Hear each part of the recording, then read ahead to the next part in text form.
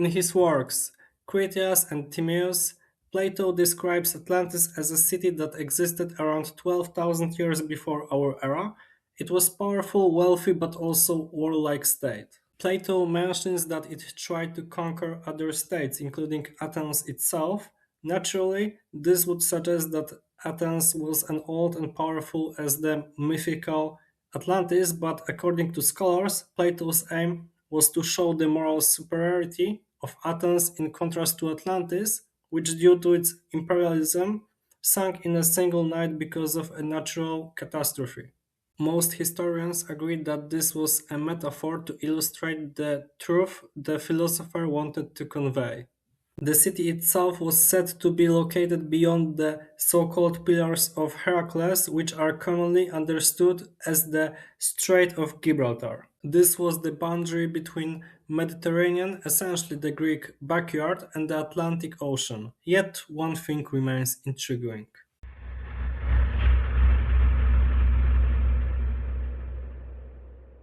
In these works, Plato mentions that he took the story from the Egyptians who had long collected knowledge about ancient civilizations, including Atlantis.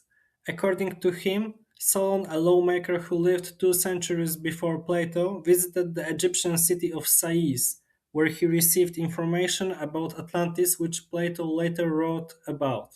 However, there is a gap of around 200 years between the two, so the story could have changed. We cannot be sure that the name Plato recorded is the same one passed on to Solon by the Egyptians due to oral transmission. Names are one thing, what actually happened is another. Plato may have used history to develop his philosophical ideas, but there is no clear reason to believe he altered the details of the rest of the story. So, how did the Egyptians know about it? Solon lived around 6th century BCE, and at the time, despite the lack of global conquest like those of Alexander the Great, and without the direct influence of Greek culture, Egypt was still well connected with other regions. As one of the first civilizations, they began archiving their events, histories, and contexts much more systematically than other peoples, and their civilization was much older than classical Greece. Although we have no surviving sources about Atlantis today, the antiquity of Egyptian civilization and its significance in regional trade suggests they could have been aware of Atlantis and impressed by its achievements compared to their own. Plato claimed that Atlantis existed around 12,000 years BCE, more precisely, that's when it fell, while Egypt as a civilization only emerged around 4000 years BCE.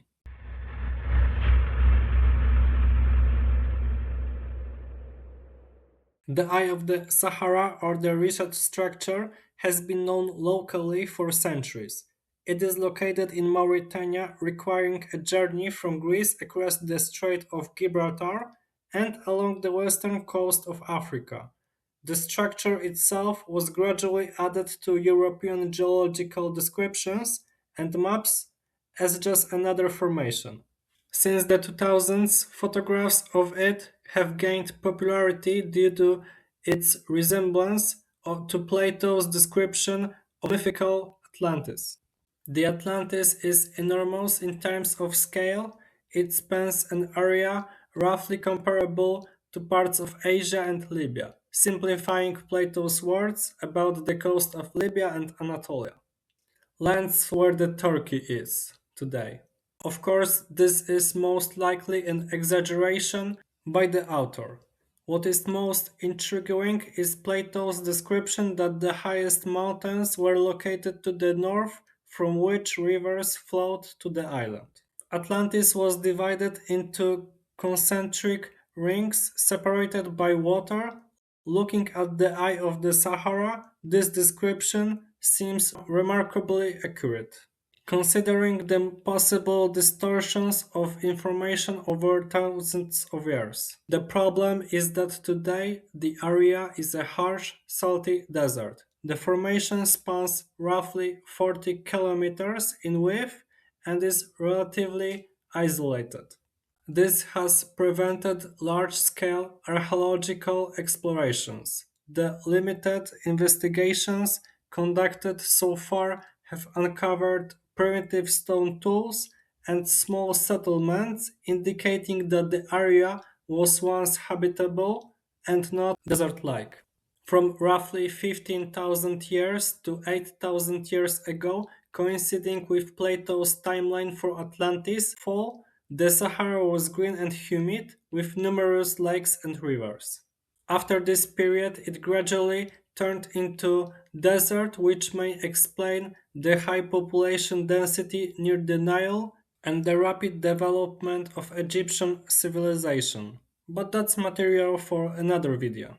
Returning to the Eye of the Sahara, at that time it was filled with rivers and lakes and could have been a very suitable settlement area. Its geography also resembles Plato's description of Atlantis, making it a plausible candidate, although we must wait for further archaeological discoveries.